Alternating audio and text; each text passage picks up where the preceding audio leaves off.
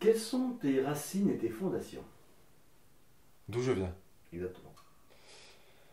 Eh ben, mes origines, je viens pas de très très très très loin d'ici, même si j'ai eu un parcours. Alors je suis natif de Montpellier, mais mes parents se sont rencontrés à Sète, parce que mes grands-parents maternels étaient de Sète, enfin avec un autre parcours. Mes grands-parents paternels et mon père viennent d'Algérie.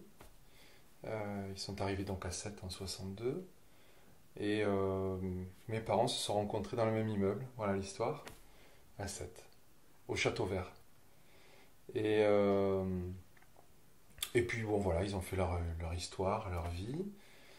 Ils sont partis sur Montpellier faire leurs études. Je suis donc né à Montpellier. Et puis après ça, mes parents se sont séparés, comme ça arrive à beaucoup de couples.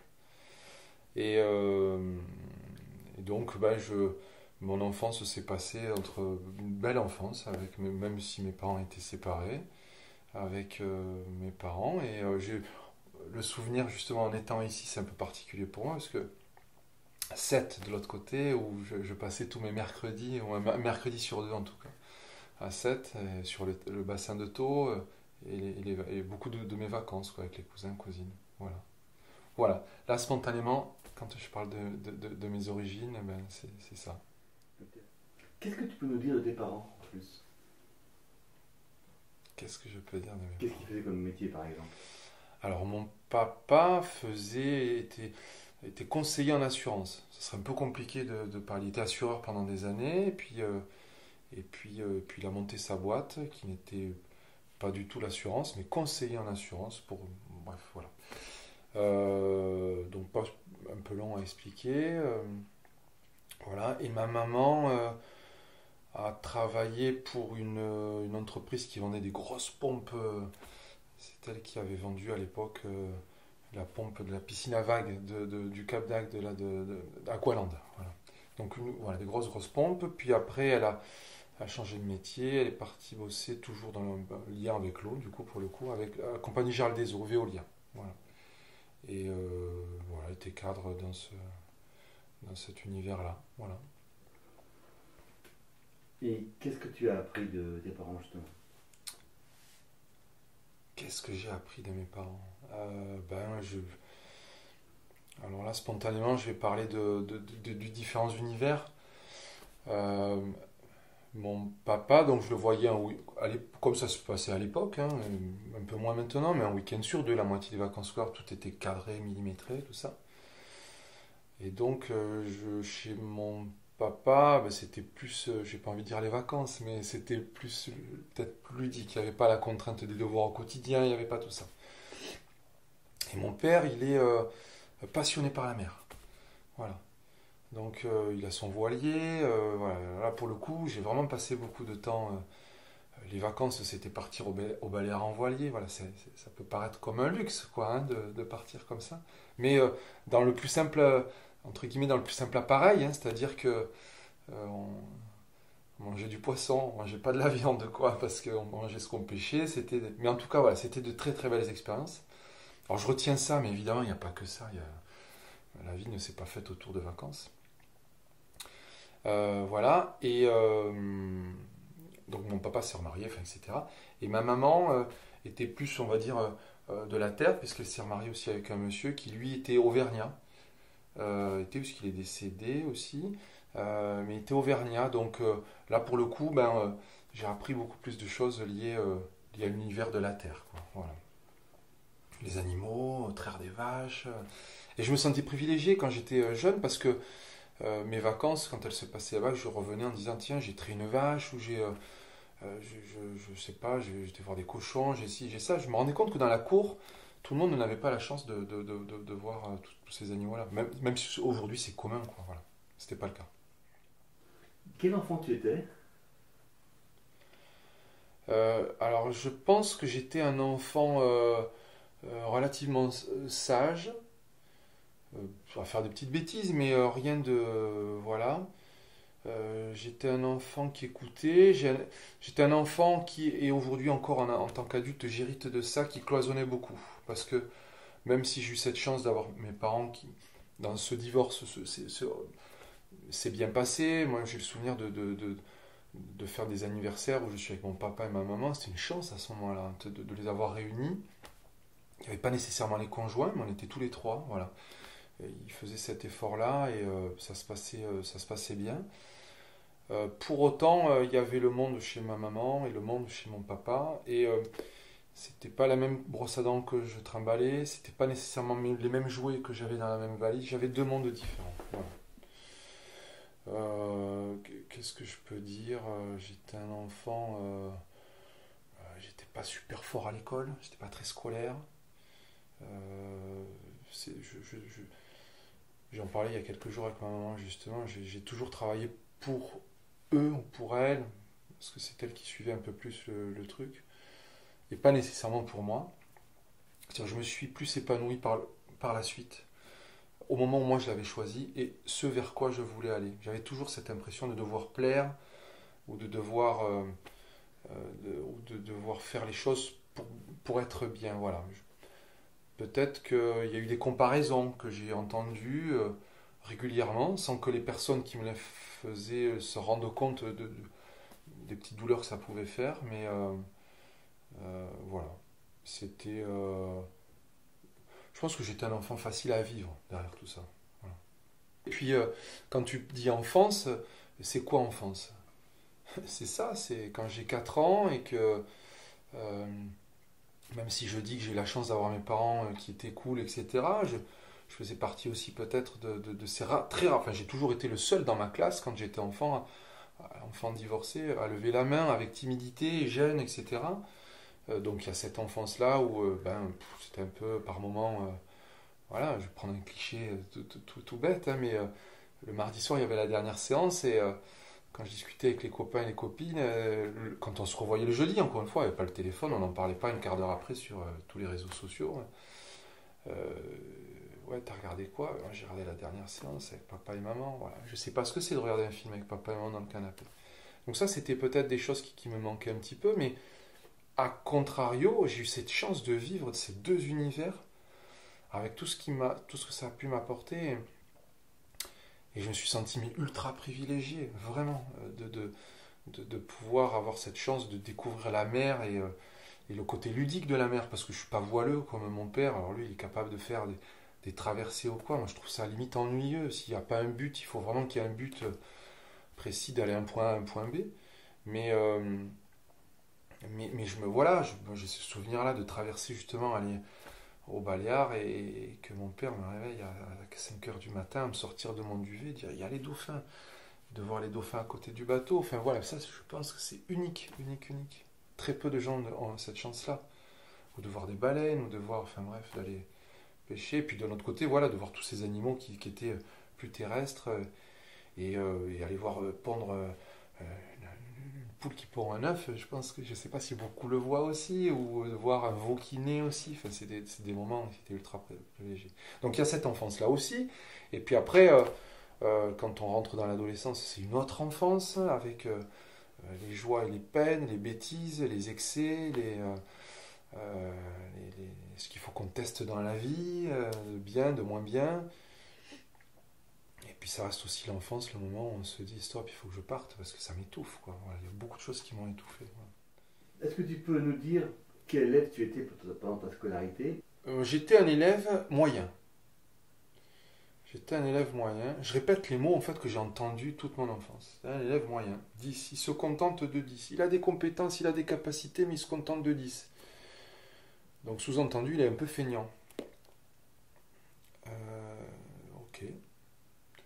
Donc je me suis en force de l'entendre. Maintenant, j'étais feignant. Ouais, j'étais feignant.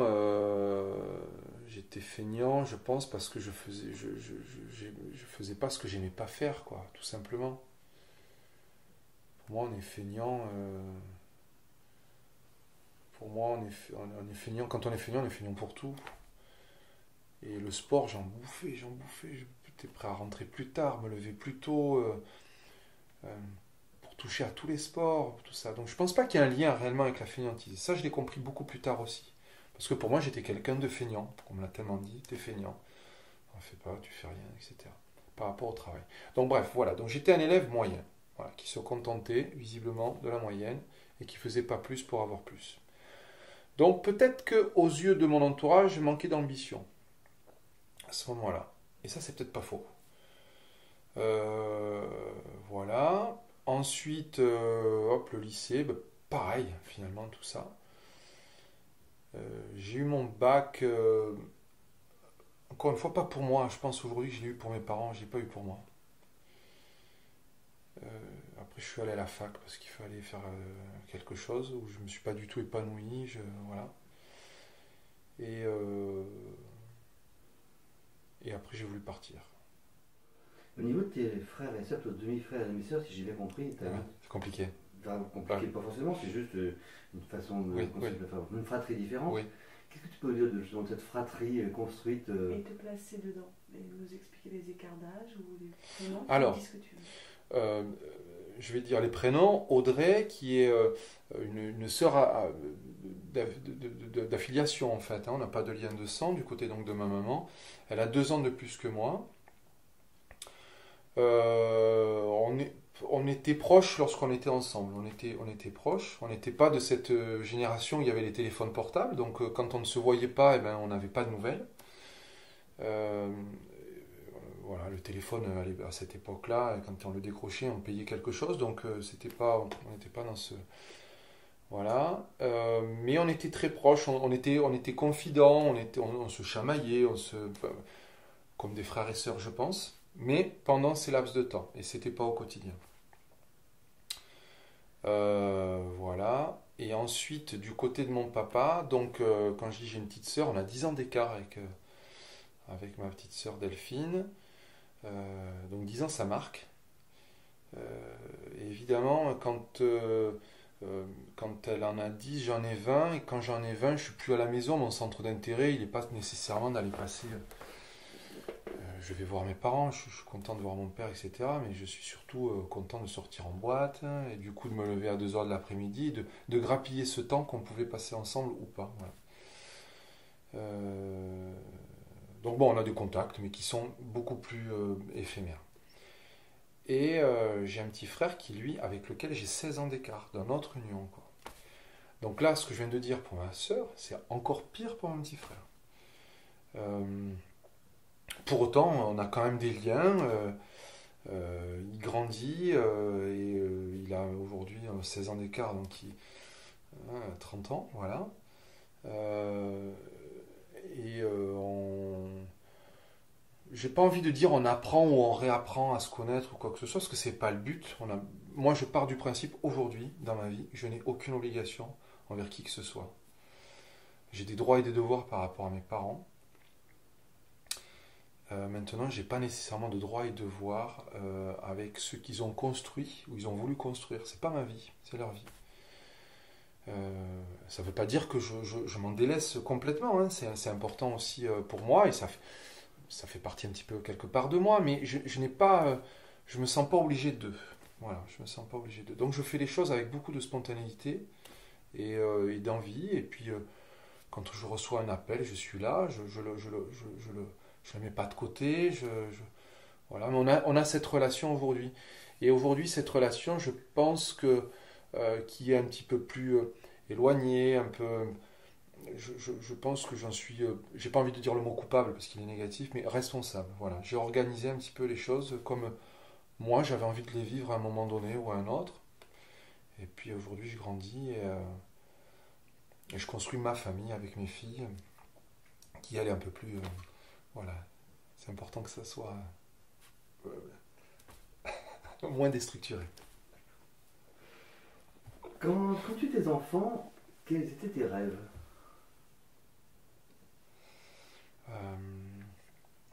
Il faut que je fasse un bond en arrière alors. Qu'est-ce qui me déclenchait l'émotion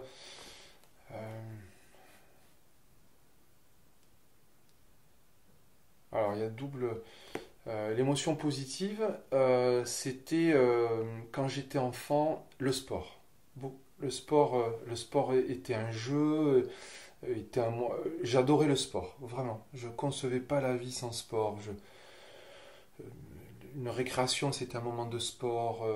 À l'école, j'étais dans des clubs de sport à droite, à gauche, essentiellement des sports d'équipe, même à ce moment-là, pour l'échange, voilà. Et parmi tous ces sports-là, il y en avait un, et on aime toujours ce qu'on ne peut pas avoir au quotidien, le ski. Le ski était vraiment... Et derrière, ça a eu un impact sur ma vie, voilà. Le ski. Donc ça m'a déclenché des... Voilà, c'était le ski. J'ai fait du hockey sur glace, donc il y a un lien peut-être aussi avec le sport de glisse, voilà. Le froid, bon, il y avait des codes, quoi, voilà, qui pour moi étaient... voilà. Et je crois que, et là c'est un peu moins positif ce que je vais dire, un de mes rêves, ça aurait été peut-être d'être, parce que c'était très important pour mes parents, c'était peut-être d'être un peu meilleur élève à un moment donné pour éviter des remarques, des punitions, des engueulades, enfin voilà, des trucs comme ça, qui ont fait partie pendant ma préadolescence d'un quotidien qui n'était pas très gai par rapport à ça. Mais ils voulaient que mon bien, ils voulaient, enfin voilà, c'était pas pour. Mais bon, ils espéraient, parce qu'ils avaient fait un peu d'études aussi tous les deux, mes parents, et peut-être qu'ils comprenaient que j'étais pas fait pour ça à ce moment-là, et il y avait peut-être un peu de frustration, quoi, voilà. Est-ce que tu peux nous raconter un souvenir particulier de ton enfance qui t'aurait marqué? Euh, un souvenir qui m'aurait marqué. Bah, je crois que ce que j'ai dit tout à l'heure, hein, ces notions de vacances, moi. Euh, Attention à cette question, tu me la reposes dans une demi-heure ou demain, ou hier ou avant-hier, je peux être dans un état beaucoup plus peut-être différent, ça serait peut-être plus boulot. Non, non, je crois que là, voilà, là tout de suite, un souvenir d'enfance qui me marque, c'est cette chance que j'ai eue et ces notions de vacances que j'ai eues avec cousins, cousines d'un côté et de l'autre, côté mer, côté campagne, voilà. Ça m'a. Je me rends compte que je me suis enrichi de tout ça. Ouais, vraiment, j'ai eu cette chance-là.